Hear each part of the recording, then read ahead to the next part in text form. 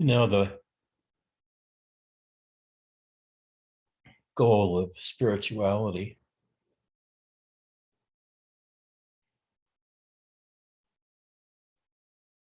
for me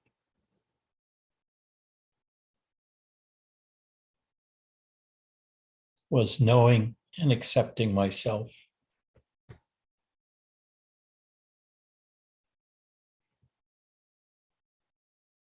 All the stuff that came before that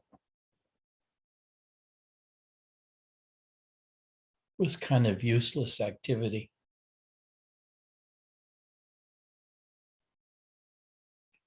Because I was driven to accomplish something.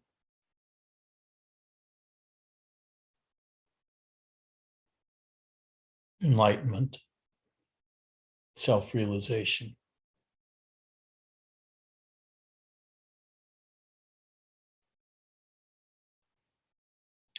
And before that, all through life, looking for a sense of security.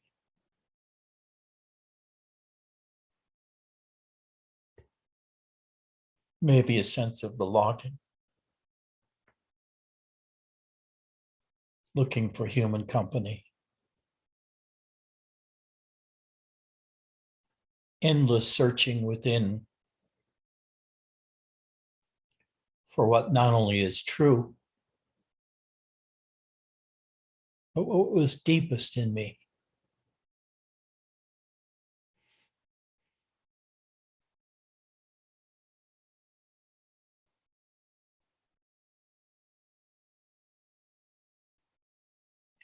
But what I learned in my own 50 years of fooling around, 60 years,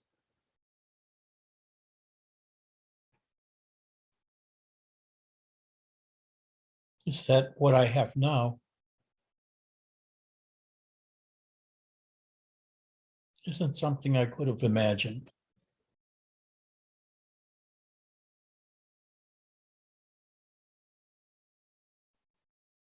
It's finding I no longer have any place to go.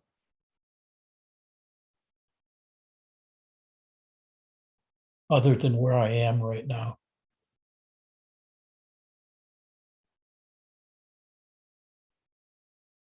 My only desire is to play with my cats, watch TV,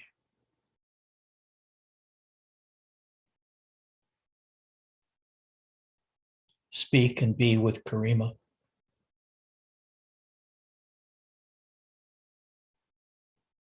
And rest in myself. I couldn't have said that a dozen years ago.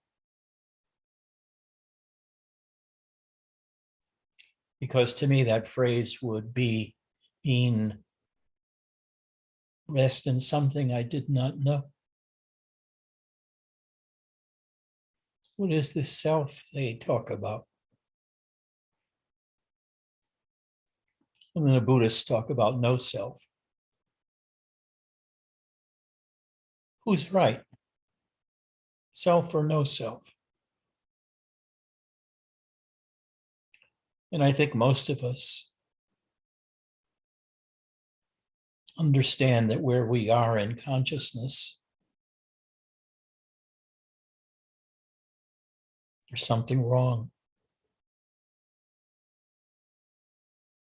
We're not complete. There's something for us to do.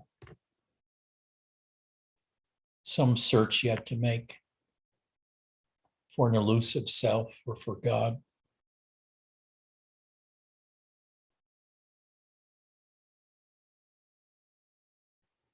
My first real endeavor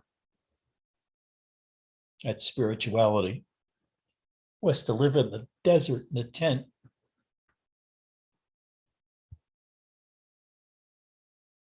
I really didn't know what the hell to do. It was too hot in the summer.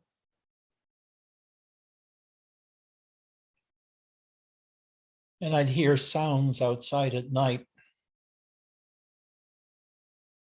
that were somewhat scary.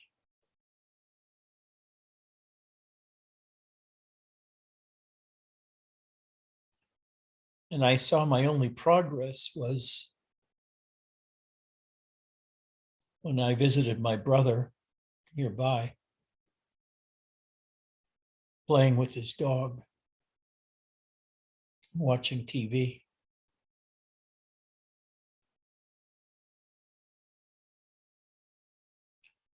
Then one day it got to be 114. There's no real shade except inside of a tent, but you're trapped in a heating oven inside of a outrageously bright sun.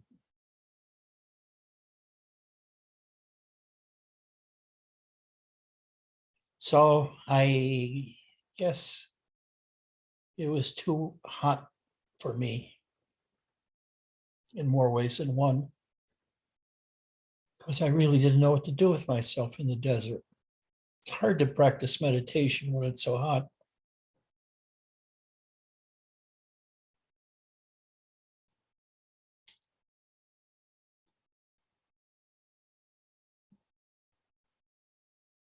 So I went home and searched around for a place to go.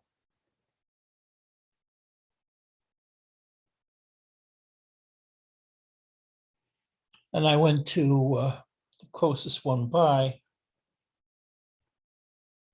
which was the guy that wrote Three Pillars of Zen.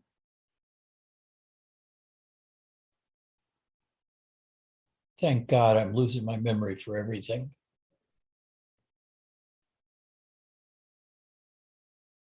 He had a place in New York, upstate New York.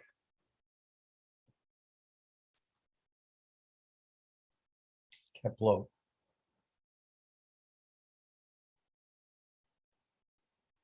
And when I was there, sitting with his students,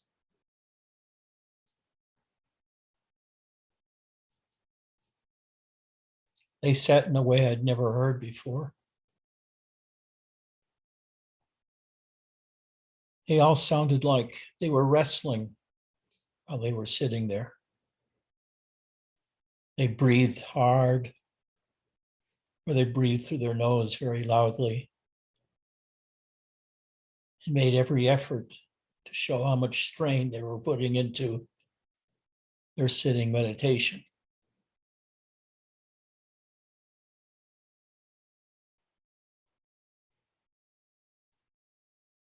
I just didn't get it. I didn't get what they were about. I didn't know I copied their method of strenuous meditation, but it didn't get me anything. One day I saw there at the Zendo a sign talking about Mount Baldy.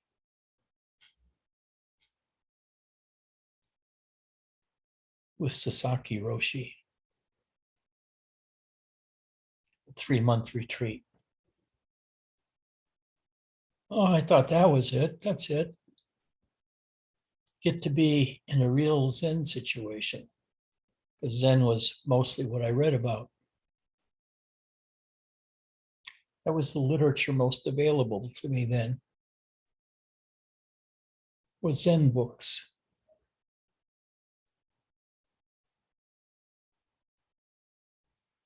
So I signed up for Mount Baldy.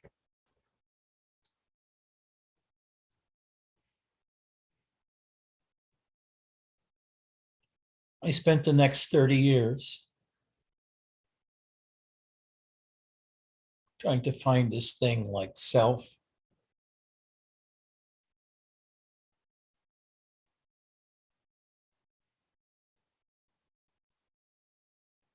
The zero state. complete rest, enlightenment, wisdom, most of all, an enlightenment experience of some sort. The Big Bang of spirituality, after which you're never the same.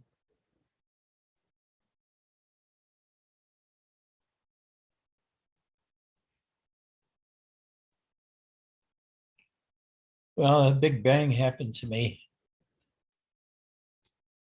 back in 95, but it really wasn't a big bang. It was a little bang.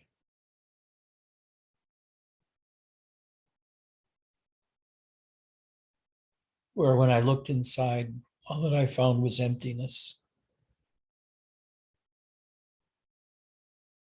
I became aware of the emptiness background to all experience.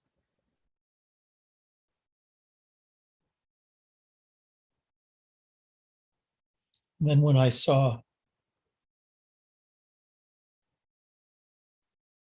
just like everybody else can see, if they become aware moments before coming aware in the morning, when you watch consciousness approaching you in the sleep, I could see in my experience consciousness like a cloud coming to me. And once it got up to me, I disappeared into the cloud. I was no longer asleep. I was immersed in a world, and I was awake. So I watched consciousness come. Looking back, I wonder why I thought that was such a big deal. I took it to mean that I was there before consciousness. Therefore, what I am must be before time and the earth began and after it ended.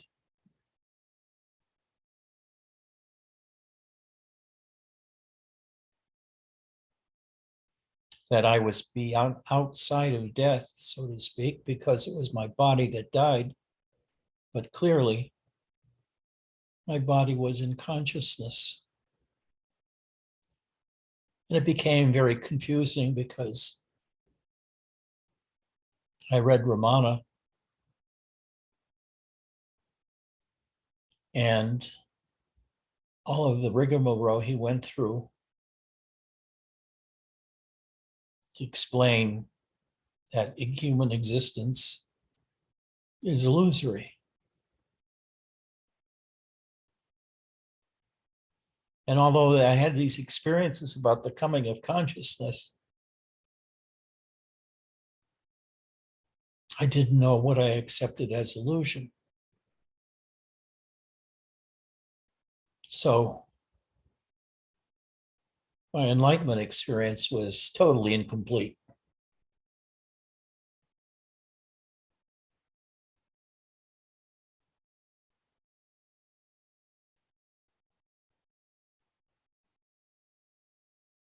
You can watch consciousness day and night all of your life and totally miss the world.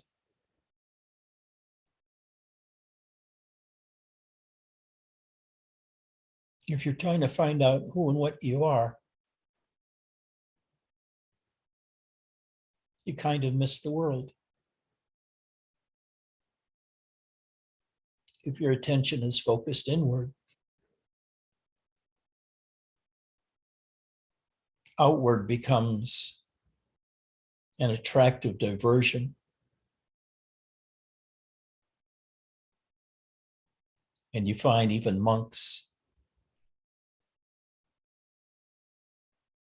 replace their inner goodness with all kinds of external world distractions, like in a monastery, where everything in you is thinking about whether you fit or don't fit in the monastic situation. Your thoughts are still about you.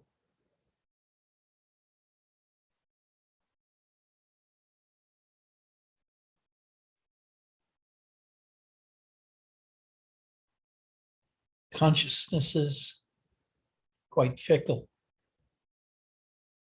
There's consciousness of the world out there. There's consciousness of my mind. There's consciousness of my body and my awareness being at rest in my body, sitting on a chair or lying on the floor or a mattress.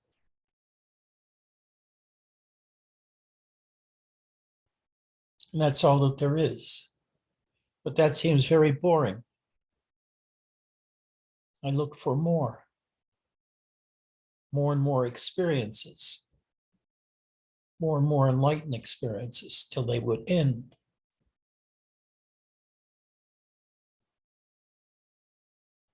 That's why frequently I ask people who come here, have you any idea what you're looking for in life? Or are you looking for so many different things that it's very confusing as to what you really want? You want a relationship? You want security? You want a girlfriend, boyfriend, husband, or wife? You want a good job? You want to be retired? Do you want to take care of cats? I thought Bernadette would smile, but she didn't.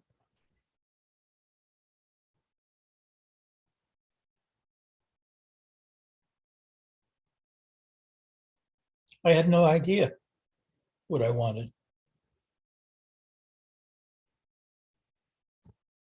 But after the years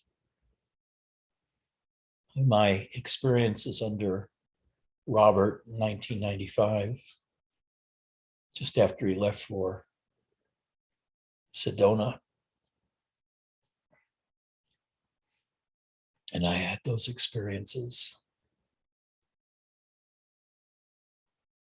I spent another, I guess, from 95 to 15, 16, 17 years, something like that,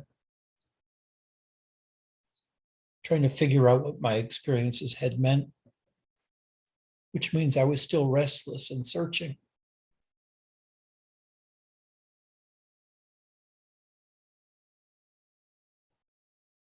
Searching for myself, which I still imagined as some extraordinary transcendental experience.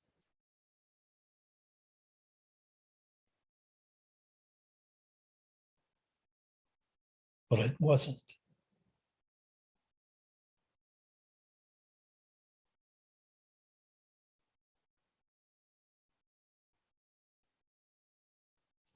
Then I had my second set of enlightenment experiences around 2011, 2010, when I fell in love, which I used to do very frequently.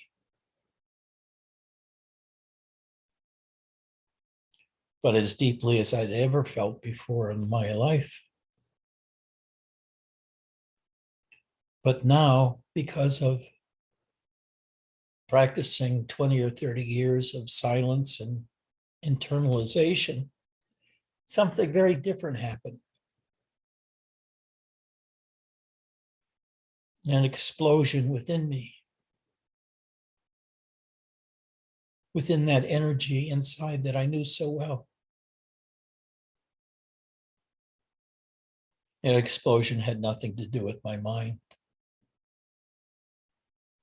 really nothing to do with my body. It was an amazing experience too, that it felt like was experiencing God within me exploding forth, showing me what he looked like and what he felt like.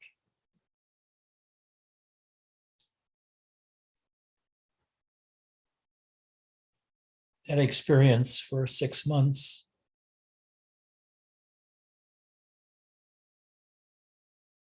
dominated me. I guess it's what's called Shakti in some traditions. Although you can have Shakti experiences, like somebody initiates it and you don't feel anything. But after that awakening, I felt energies throughout my whole body all the time. I'm sure they were there before, but I didn't notice them.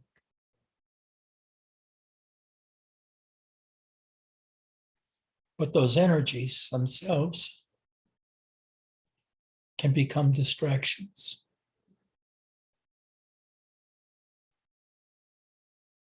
Imagine enlightenment is a distraction from who you are, what you are.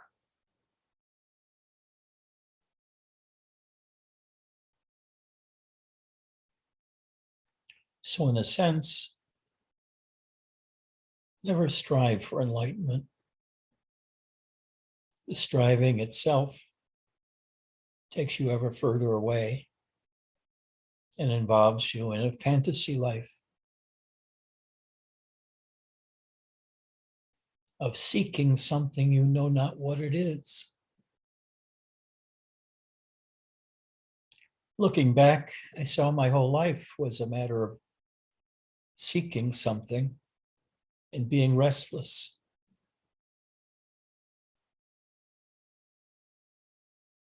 Even when I was sitting in meditation at Baldy, and I had all of these wonderful know me experiences and me experiences at the same time.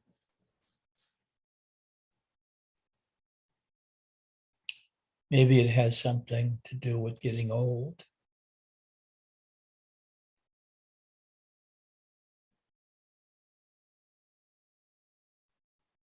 But the searching went away somewhere along the line.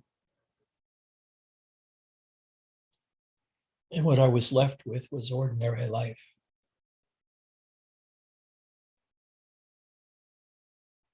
But ordinary life for me now is so very, very, very different to what ordinary life was for me 50 years ago.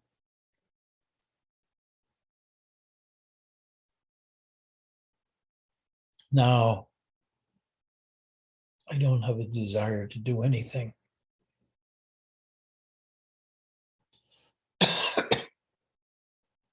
My desires have pooped out.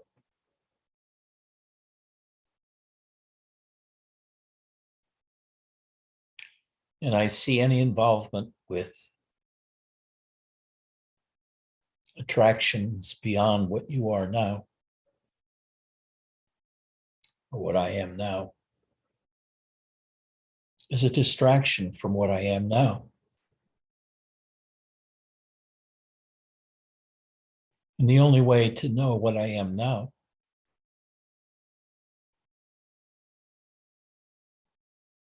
is just to relax.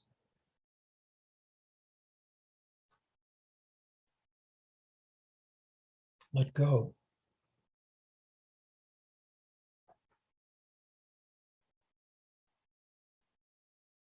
Don't look for anything extraordinary in yourself.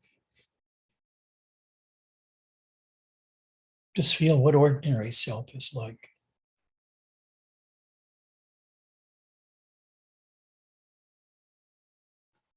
You close your eyes and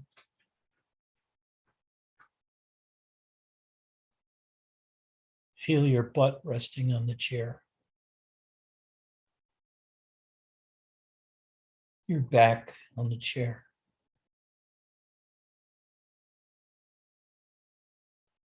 your feet against the ground.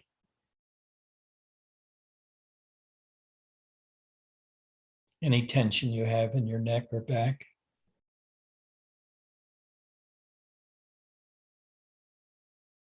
And when you find that tension there,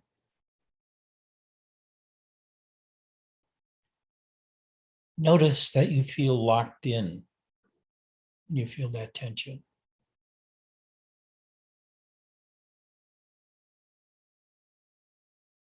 So the key is spend time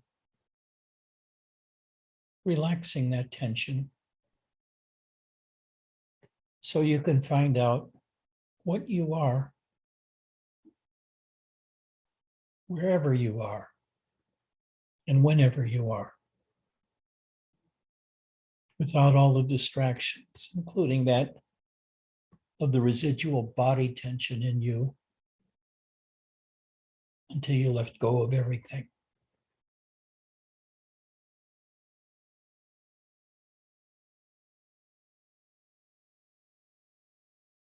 Where do you have your tension? Is it in your neck?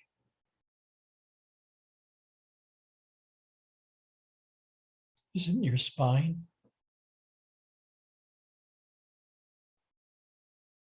Is it in your stomach or your hips?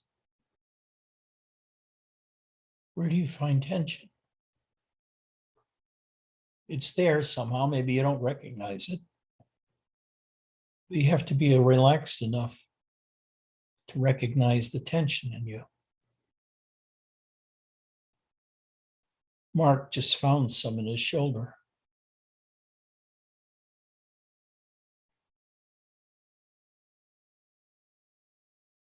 Frank, where is your tension? You don't have to answer, just look and feel it.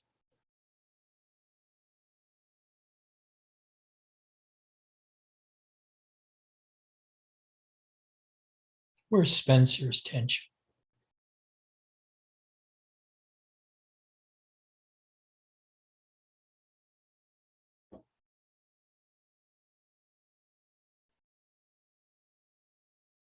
Vesselina has tensions coming out of the kazoo. She has a million different desires, every one of them contradictory. So she's caught in a net of conflicting desires. But she's such a sweet person anyway, that she's a delight to be around.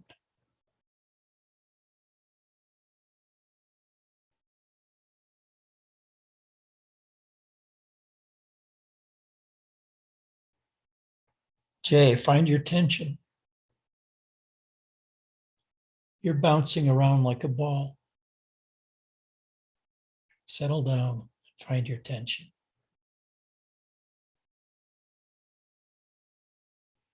Don't focus on your head or your mind. Feel around inside of you for your tension.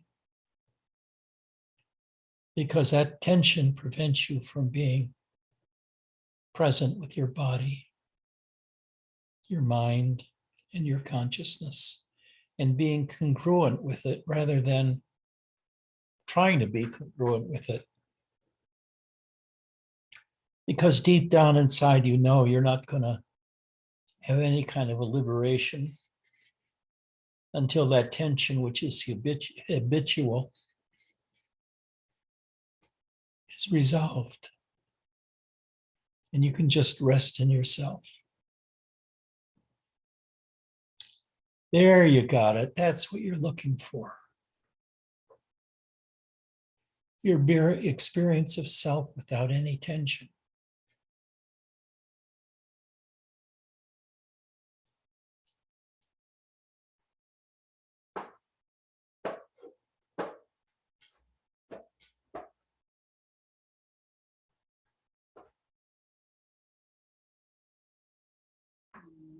Those of you who have cats,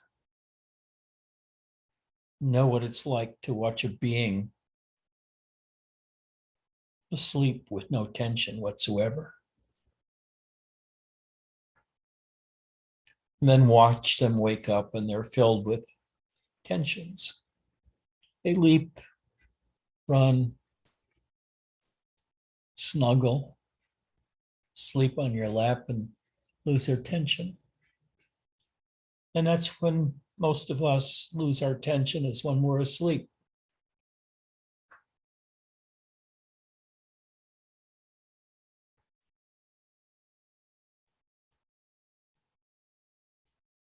And we get annoyed when we're waking up in the middle of the night by something or other,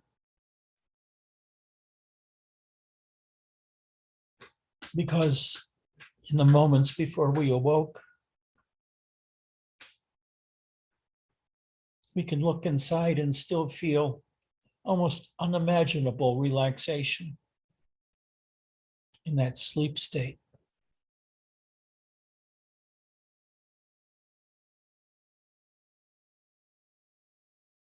Isn't sleep a signal that what really we find most fun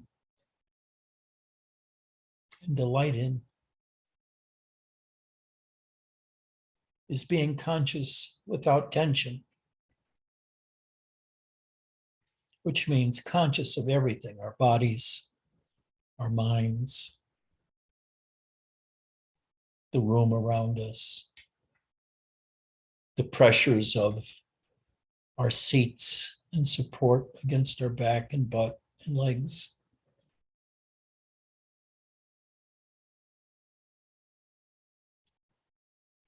And to be there tensionless. Now, some people may find this boring.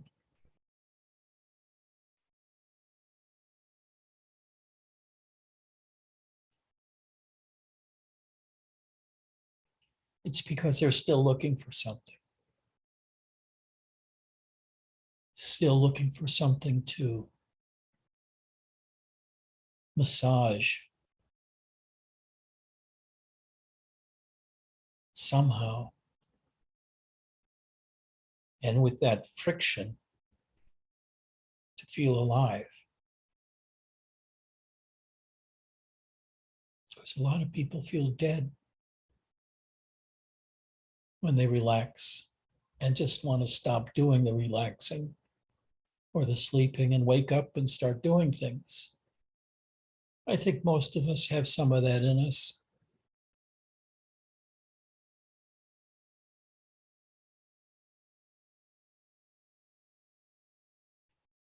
And we see people that are totally relaxed. In everyday life, we sort of feel sorry for them because they don't seem to have anything going for them. They're run-of-the-mill people. They don't live in a castle. They don't have 100,000 followers.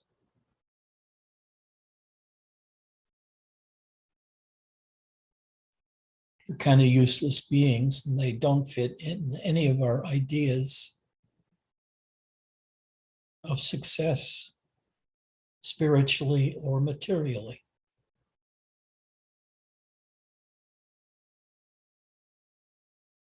And we can look down on them.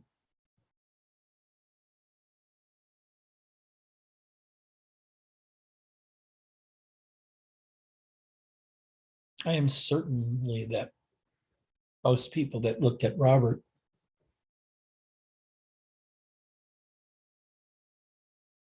with all of his rotten teeth,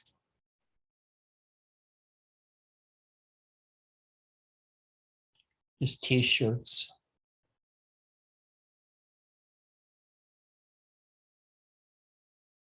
his beltless elastic pants,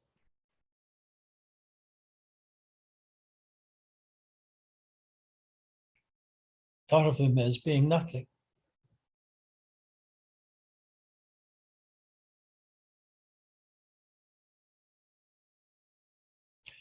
They may think otherwise after a while if they were hanging around Follow Your Heart bookstore and restaurant, because they'd see every day he showed up for lunch with a different person.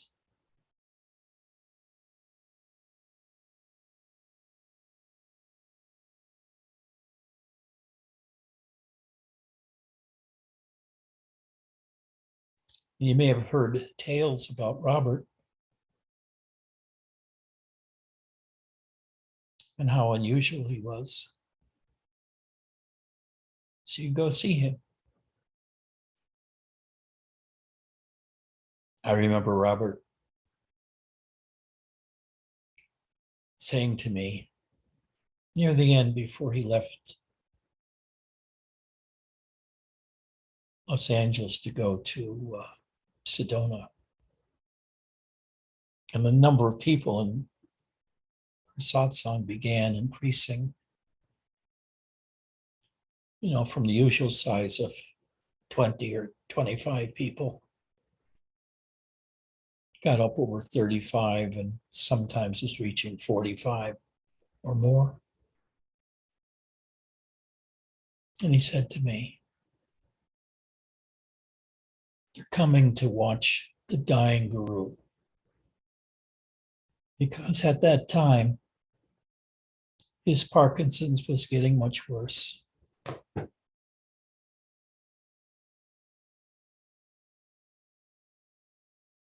And most of the people that came to his talks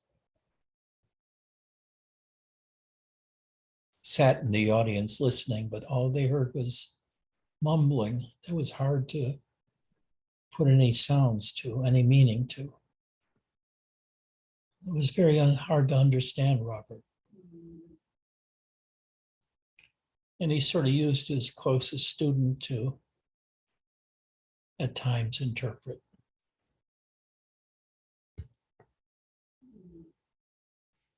And sometimes when he came to satsang, he would only sit in front for 15 minutes or so until satsang was supposed to begin. And he'd get up, almost jumping up, and walked out very rapidly from the satsang. And whoever drove him there would get up and follow and drive him home.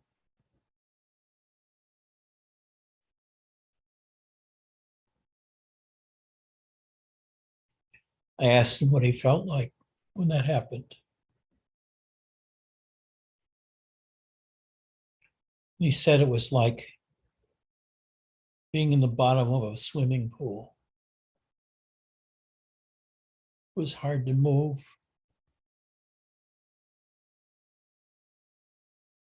That's all he said. How that motivated him to get up and walk out very rapidly, I don't know, rather than just sit there and do nothing, which had been more guru-like.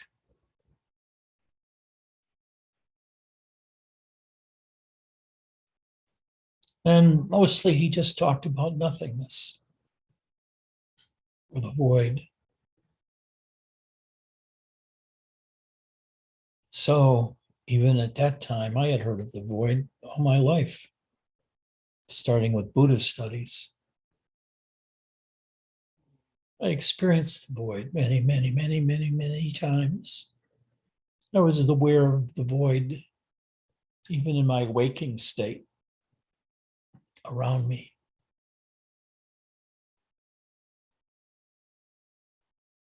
So it was easy to empathize with that words in him. And I said to myself, is that all? Then when I fell in love 12 years later,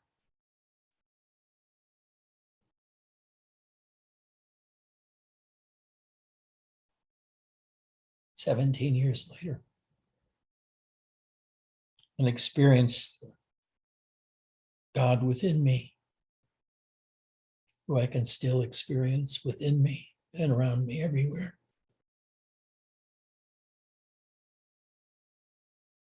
was complete.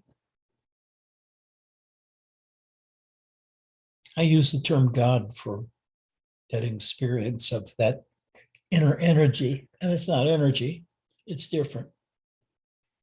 It's not the energies you feel circulating in your body. It's deeper than that.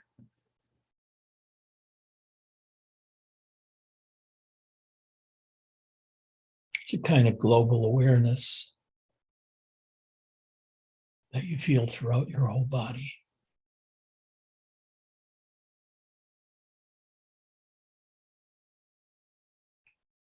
That's like a slow simmering of the life force within. And you know, it's not all those old energies you used to feel, like in your forehead or in your heart, or flowing in your body like I used to play with. This was something much deeper.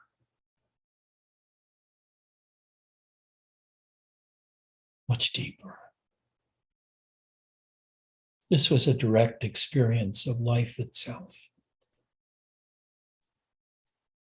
as self-conscious life.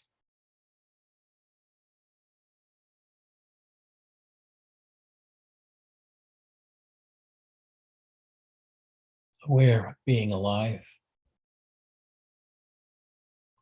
of being sentient, of being the center of an observable world.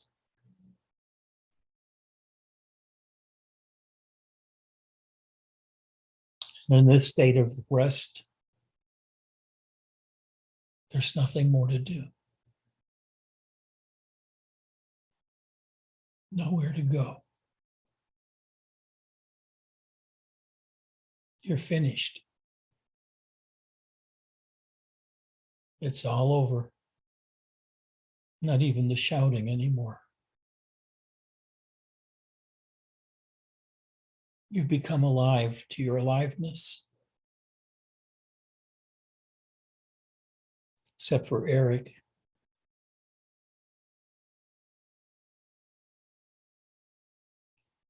So, I tell you to just sit quietly somewhere or lie down so you don't have tension in your body. Now, I noticed, looking back, that the most relaxed I ever felt was when I was at Mount Baldy, sitting in formal meditation in either half lotus or full lotus. Because there's something about that position that allows you to be totally relaxed with no tension in your body, and yet sitting upright with a straight spine, a relatively straight spine, with its normal curves.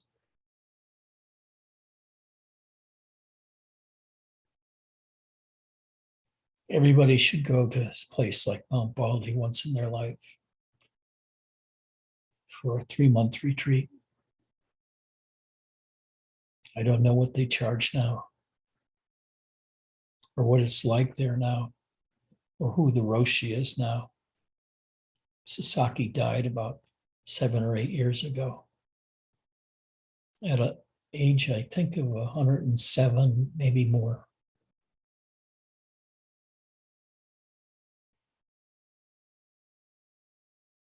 I understand the last few years of his life, let's say from 101 on, he no longer did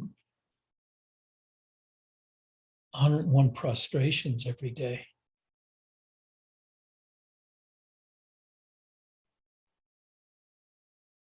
That's a good exercise to continue to do your entire life.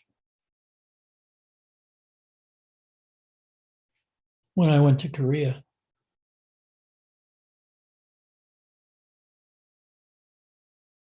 to Sansanim Central Temple. They always did prostrations in the morning. I think it was 101. I don't know what the number was. It was a large number. That's full body exercise.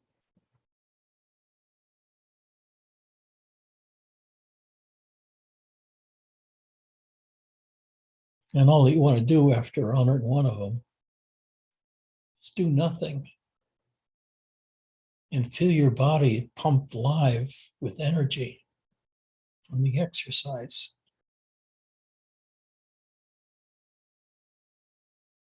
So I say unto you, even the quickest way to enlightenment could take 80 years. So just relax. There's no use straining yourself or traveling endlessly to see various gurus, searching for truth or enlightenment, like you read about in the Zen books. The monks were busy running around to different masters trying to become enlightened. And finally, they wore themselves out, I guess, in a way. And something happened while staying with one master or another, where they felt that explosion that I did a dozen years ago. Shakti, which made the emptiness complete. It filled the emptiness, the nothingness, with life. Life. What it feels like being alive. What it feels like to arise out of nothingness or emptiness into the full fruition of your own consciousness in a body that was alive, relaxed, and needed nothing more anymore.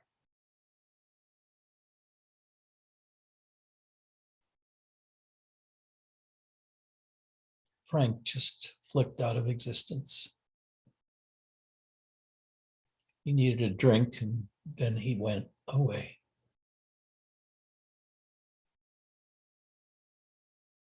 Just feel what it's like to be alive.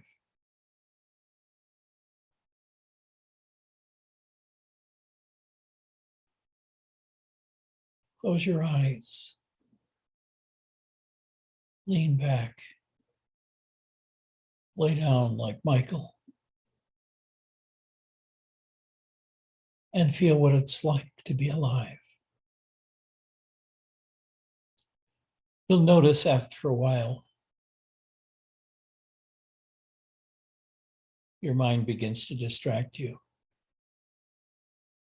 Maybe discomfort in your arm or your leg.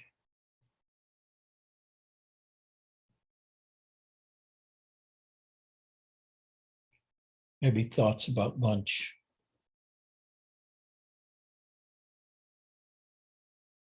Maybe one of your cats is fighting with another.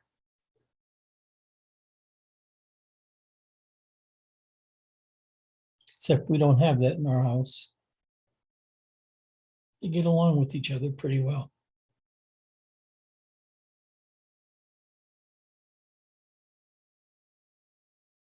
Most of them are pretty old, and the vim and vinegar has been burned out of them. And they just like to sleep a lot or cuddle. It's the new guy, the kitten, that causes all the disturbances.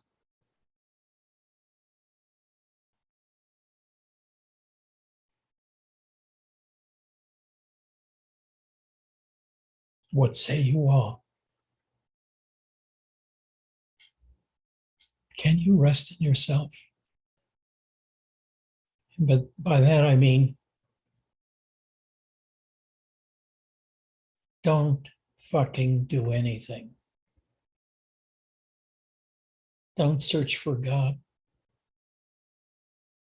Don't search for your soul. Don't search for yourself. Just be yourself. And thus, Robert says, you can't find yourself. You can only be yourself.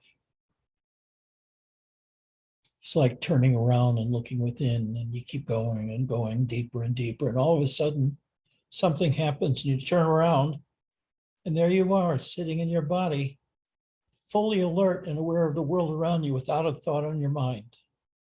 And you wonder, what the hell happened? Where did my deep meditation go? Well, you went as deep as it's going to take you, and you turned around and you became alive.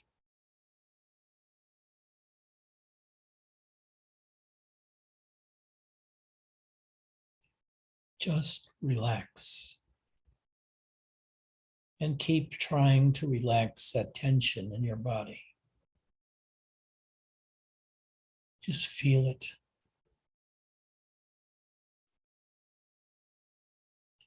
Feel that tension, because that tension is preventing you from relaxing totally. Until that tension is gone, you're not relaxed. Until you're relaxed, you don't know what peaceful consciousness is, because it's always self-reflective of some sort of tension in you, which you're aware of in your consciousness. Your consciousness is aware of the tension in your body, and that suggests there's some deeper tension within you, some sort of fight going on, some sort of wrestling with ideas or things about which you should go or desire to do something. I can't tell you to desire nothing, because you wouldn't know how to desire nothing. What you're trying to learn how to do is to desire nothing, which means relaxing totally, till you become like a deflated beach ball, just lying on the sand under the sun, absorbing its rays and feeling the warmth of the sand below you, without a lot of talking or thinking or eurekas. Just rest in yourself. Rest in yourself and trust that at some point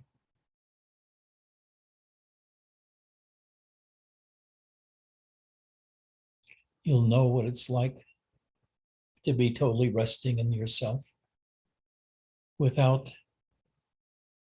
being distracted by the search for meaning or enlightenment or even for rest. The search will be dead and you'll be alive. The arduous research and searching will give way to just being yourself. You can't find yourself.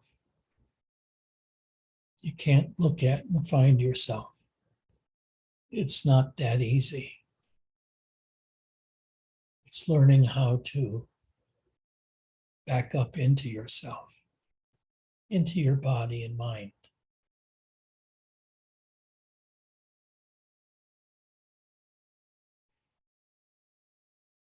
Just relax.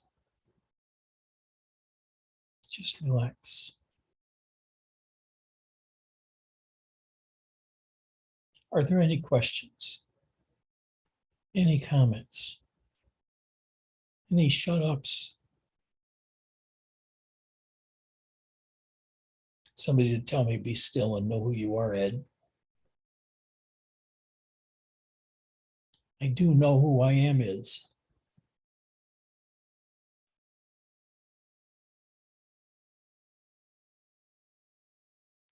Hi, Ed. I'm going to usurp as usual. I'm the usurper here, the lurker. Um, My purpose here is not to boast or to brag or to elevate my ego, because that's not what I'm about. But all the things you talk about, your whole journey, in my opinion, I've achieved it 100%. I have no doubt about that. No doubt. It's my version of what you talk about. And one thing I want to ask you is well, maybe a couple things. Maxi's here. He's talked about the sound of consciousness, the sound of beingness. Well, for me, there's more to it than that, and I want to know if this is typical. So there's not only a sound to beingness, there's a density to it. So it can become really dense, like a mountain or like a sea. And with my energy fingers, I feel rooted in it, like as if I'm energetically, gravitationally affixed to it, or gravitating towards it. And it's extremely, right now at least, it's extremely blissful. And bliss is just the word, but it's total completeness. I could abide here for hours. It just feels amazing. I've likened it to like a light dose of opiates or something. It's kind of like that in a way. So there's the feeling aspect, like the density. The consciousness can actually become like tangible, palpable, a presence, and also like a portal to higher sensations or perceptions or worlds or whatever you want to say. So it's like a portal to everything that is. It's like my interface between me as an energetic being and the rest of nature, the rest of the universe. It's like I'm privy to behind the scenes information, behind the scenes doings. So there's the sound, there's the density or the bliss or the palpability, the palpableness of this, of myself, as in of my totality of self, my beingness. There's also the visual sense. So for me, I'm a very visual person. I think visually, and I have a very strong visual sense. So when I go into beingness, there's always a visual presence, and at times it gets extremely focused and lit up and sharp, and it's like I'm being shown some amazing things. And all these things ground me in this sense of the totality of self. It's like you talk about like the divine presence within and all that, but going back as far as you can go and resting on that floor or the root. I'm doing all that. So I just want to know if what I'm describing is what you feel, what you experience, or does it sound something quite different? No, actually, it sounds different, because what you're describing is consciousness as something other than yourself and the properties it has, like density and light and so forth. But for me, I can't describe consciousness that way, because it's none other than me. So how can I describe me? I can only be me. So I really can't talk about it like you talked about it, as something different or some way different than you used to be. And it's palpable and it can be observed. I can't observe consciousness. I can only observe me. Well, I think what I'm describing, Ed, is when you talk about Shakti and like the blazing sun of the God within and stuff. I think that's more like what I'm talking about, is what you call divine energy. You've described it like that in the past, and this is like The the divine ultimate. energy hasn't become you yet. Okay. Instead of having it separate from you, let it enter you fully and identify with it, so that it's no longer something you observe, it's something you are.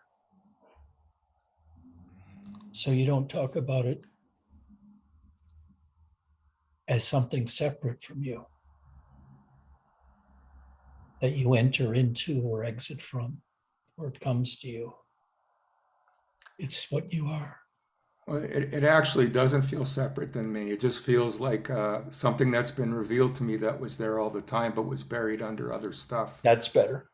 That's Yeah, better. yeah. There's no property of consciousness that isn't also a property of you. Yeah, yeah. But it is somewhat different. Like the light, the visuals that I describe, the different density or palpability of the energy, that's somewhat different. You don't experience. That'll go away. Okay, okay. Well, it's been years, and this is like the ultimate It's been 80 fulfillment. years for me. How Okay, long has it been for you? 5 years. So I'll give me a few more months. I'll catch up to you eventually. Okay. Thank you, Ed. Love you. Any questions, Eric?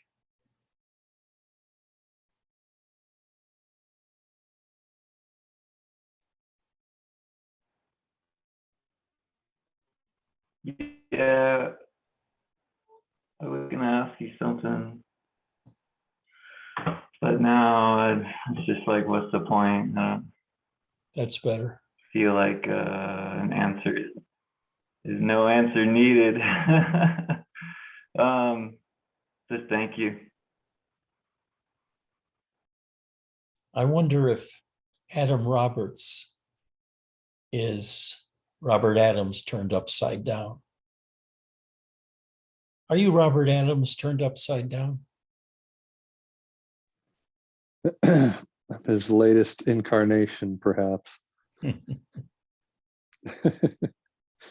It's kind of funny because all my life, by having two first names, almost everybody that meets me, even my school teachers and everybody, that first they transposed the names. And so they would always call me Robert Adams or Mr. Adams or something. So it's kind of funny in a way, but now it's almost an honor. Yeah, Seems. you get forced into it by your I guess parents that so. gave you those awful names. What if they had Yeah, called you and Jesus Adams Roberts? You would have been a Catholic. yeah, we could have thrown in a Can you imagine Ramana how and horrible that would a few be? others. And if they called you Bodhisattva, you'd be in the Himalayas now. Yeah, it's also seemed ironic to me. The first time I wrote you, I meant to mention this, that I grew up in California, right on the doorsteps of where you and Robert lived, and had no idea at the time. I was just a teenager, but missed out on all of that era. And Well, now I I'm wasn't kind of up there circling with back Robert. I to see was what I living in missed. Santa Monica. And I had to make that Mm. 30-mile trek every day that I went to see him. But it was a lot cooler in Santa Monica than in the valley. Mm. Yeah. Oh, well, Where are you now? I'm in Texas. Oh, God. Exactly. Where in Texas? Houston. Oh, God. I visited Exactly. Houston many, many years ago. I've never seen such rapid traffic in my life. Yeah, it's I think the minimum speed on any street was 50. Maybe now there's too many cars to go 50. well, they still try. It's just like the 405, but or the 101 or the 10, all struggling around. But I Yeah, I pity you. wanna, as you should. But I think it's over 100 here today. But then I think of you in Phoenix, and I look at the report, and I say, well, could be worse. And I think it's supposed to be 109 today. But as Wow. we say, but it's dry heat. It's not so bad. Bullshit. Yeah. It's bad. Bernadette, how are you? Great. Everything you said today sounds good to me. Just relaxing, just be. I don't know. It all sounds good. Feels good. You look so lovely today. Thank you. Chris, how are you? Ups and downs. Sometimes I get lots of anxiety. Other times I feel great peace. It's just up and down.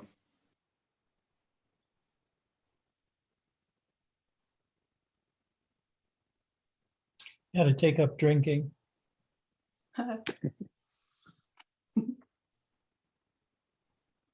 Ian, how are you?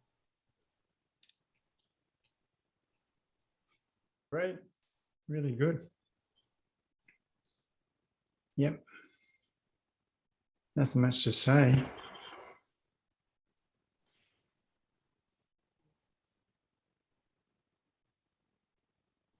Michael, how are you?